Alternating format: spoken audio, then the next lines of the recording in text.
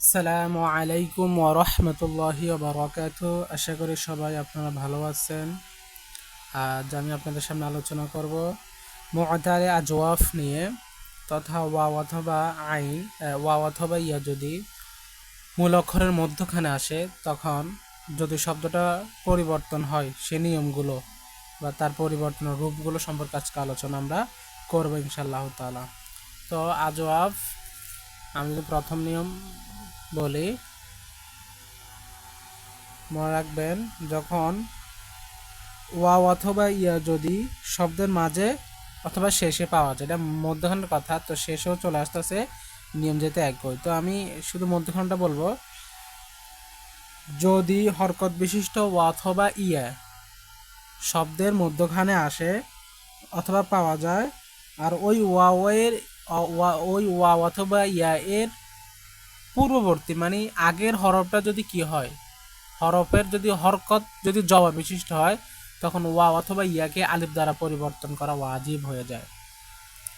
আমরা বলতেছি, মনে করেন ধরেন হরকত বিশিষ্ট ওয়াও যদি মধ্যখানে আসে আর তার পূর্বে যদি জবর বিশিষ্ট অলা হরফ হয়, তখন ওই জবরের চাহিদা অনুসারে আমরা ওই ওয়া অথবা ইয়াকে আলিফ দ্বারা পরিবর্তন করব। যেমন আমি যদি উদাহরণ দিই, এখানে অনেক উদাহরণ দেওয়া যাবে। যেমন প্রথমে আমরা কওয়ালা থেকে উদাহরণ দিই। যেমন মূলত আমি বলি এগুলো কি ছিল আগে। যেমন খেয়াল করেন, দা আ ওয়া, এটা একটা র, মায়া একটা, কওয়ালা একটা, বা ইয়া আ একটা, কওয়ামা একটা, তওয়ালা একটা, নায়ালা একটা। তো এবার খেয়াল করেন, দা আ ওয়া, এখানে আ ওয়া, ওয়াওটা কোথায় রয়েছে? শব্দের শেষে। তো আমরা যেহেতু আজও আপনি আলোচনা করতেছি, যেহেতু আজও আর নাকেস এটা দুটোটা নিয়ম একই, তখন ওই ওয়াও তার পূর্ববর্তী হরফের হরকত কি আছে? জবর আছে, যার কারণে আমরা এই ওয়াওকে হরকতের চাহিদা অনুসারে পরিবর্তন করে আমরা দা আ করে ফেলবো। তাহলে আমি যদি বলি, দেখে দা আ এর মূল অক্ষর কি, আপনারা কি বলবেন?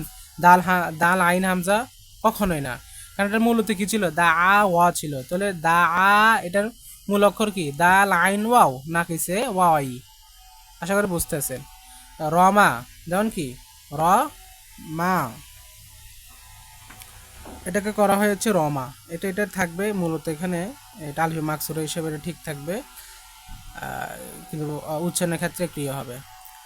তাও দেখেন কওয়ালা, কওয়ালা, এখানে দেখেন ওয়াওকে আমরা আলিফ দ্বারা পরিবর্তন করব কওয়ালা, কারণ ওয়াও কি জবর বিশিষ্ট হরকত, হরকত বিশিষ্ট, তার পূর্বকত জবর, যার কারণে জবরের চাহিদা অনুসারে ওয়াওকে আলিফ দ্বারা পরিবর্তন করে কওয়ালা থেকে কওয়ালা হয়েছে। এখন যদি বলে কওয়ালা এটার মূল অক্ষর কি, আপনি কি বলবেন? কফ হামজালাম? কখনোই না, বলবেন কফ ওয়াউলাম, কারণ এটার মূল অক্ষর কি ছিল? কফ ওয়াও কওয়ালা ছিল, মূলে ছিল এটা এরকম আগে। আচ্ছা দেখেন বায়া আ ইয়া, দেখছেন কি বিশিষ্ট জবাব এসে, আমরা কি করব? বা,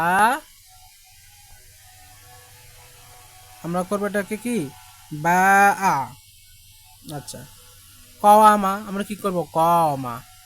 তওয়াল আমরা কি করব? ত লা। নায়াল আমরা কি করব? না লা। আশা করি বুঝছেন এগুলো। ওই ইয়া থাকার কারণে এগুলো সব আলিফ দ্বারা পরিবর্তন হয় তার পূর্বাক্ষর অনুসারে। তো এটা আজ হওয়ার প্রথম নিয়ম। আর দ্বিতীয় নিয়ম দেখেন, দ্বিতীয় নিয়ম সহজ, কিন্তু সেক্ষেত্রে আপনাকে ফেলে মজহুল চিনতে হবে।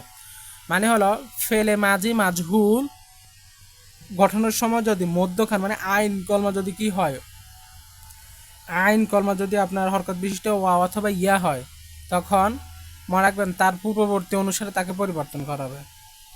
মানে তার পূর্ববর্তী অনুসারে বলতে, যদি আপনার প্রয়োজন হয় যে আপনি কি করতে পারবেন, এটাকে জের করতে পারবেন, মানে জেরে নিয়ে আসতে হবে আপনাকে, এক কথা এটা। যেমন দেখেন আমি বলি, মূল ছিল ওটা কোইলা, তো কোইলা একটু ভালো করে খেয়াল করেন, এখানে কি রয়েছে? ওয়াও, এটাকে পরিবর্তন করবো আমরা কি দ্বারা?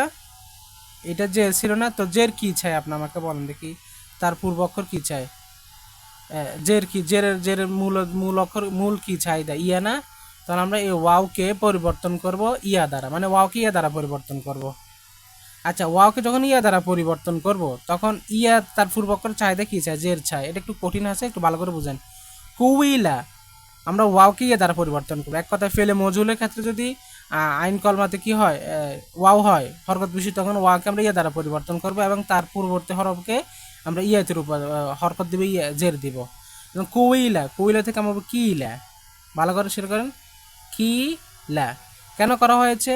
ওয়াওকে ইয়া দ্বারা পরিবর্তন করে, তো যেহেতু ইয়ার চাহিদা কি হবে? জের হবে, তার পূর্বক্ষরের জন্য জের দেওয়া হয়েছে। কুইলা থেকে খিলা। এখন যদি বলি কিলা, এটা কোন, এটার বহস কি? আপনি কি বলবেন? আজবাদ ফেলে মাদি মারুফ নাকি আজবাদ ফেলে মাদি মাজহুল বলবেন? অবশ্যই মাজহুল বলবেন।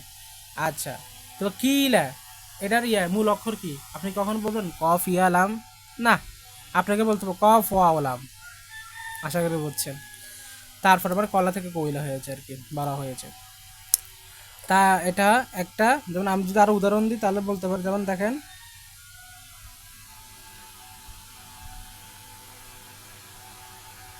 বই আ, এটা খুব সহজ হবে কারণ এটাতে নিজে যে এরা আছে, আর যেহেতু এটা ইয়া বিশিষ্ট আছে, এটাকে আরো পরিবর্তন করতে হচ্ছে না। জাস্ট শুধু তার পূর্ব অক্ষর কি দিব আমরা? তার পূর্ব অক্ষরকে আমরা জের দিলে হচ্ছে, আর এটাকে সাকিন করে দিব। তাহলে কি হবে আমাদেরকে? বি আ, বি আ, মানে এখানে তো ইয়া আছে, তাহলে ইয়াকে সাকিন করব, মানে ওয়া, ইয়া যদি হরকত বিশিষ্ট তাকে সাকিন করব, আর যদি ওয়া হরকত বিশিষ্ট, ওয়া হরকত বিশিষ্টকে বিলুপ্ত করে ইয়া সাকিন করব, মানে আইন কলমতে ইয়া সাকিন করতে হবে। তারপর কি করব? বা যেহেতু ইয়া সাকিন থাকবে তার পূর্বক যে ইয়ার চাহিদা অনুযায়ী জের করবো, বি আ। ধরুন আরেকটা উদাহরণ দিই, ধরুন কি সুই, সু গ, সু গ, মানে সুই গ, সুই গ। তাহলে এখানে কি করবো আমরা? মূলত সৎ ঠিক রাখবো, ওয়াকে বিলুপ্ত করে ইয়া দিব, আর এখানে কি থাকবে? গয়েন ঠিক থাকবে। তাহলে কি হয়েছে এখানে দেখেন, ইয়া হয়ে যাবে, ইয়া সাকিন বিশিষ্ট হবে, তার জে দিব সি গ, সি গ, সুই গ থেকে সি গ।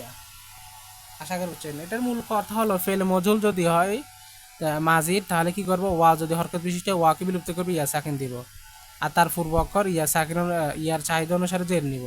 আর যদি ইয়া যদি হরকত বিশিষ্ট হলে, তাহলে ইয়া যদি হরকত বিশিষ্ট হয় তাহলে ইয়াকে সাকিন করে তার পূর্ব অক্ষর জের নিব। এটাই মাঝুলের ক্ষেত্রে। কিসের ক্ষেত্রে? মাঝুলের ক্ষেত্রে। এ হলো আমাদের আজওয়াফের দুইটা নিয়ম। আশা করি বুঝছেন। তো না বুঝে থাকলে ভিডিওটা একটু টেনে টেনে দেখবেন, আশা করি বুঝে যাবেন। তো সবাই ভালো থাকবেন, সুস্থ থাকবেন। আল্লাহ হাফেজ। আসসালামু আলাইকুম ওয়া রাহমাতুল্লাহি ওয়া বারাকাতুহু।